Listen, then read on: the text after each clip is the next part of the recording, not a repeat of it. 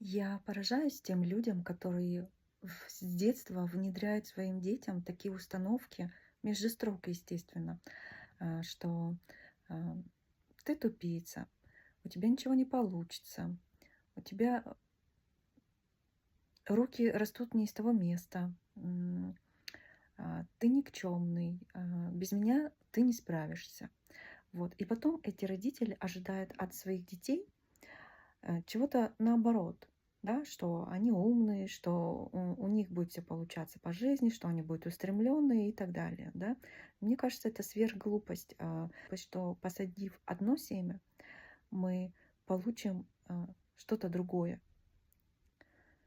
Так что будьте внимательны к тому, что вы говорите и при этом посылаете между строк своим детям. Вы формируете установки на всю жизнь.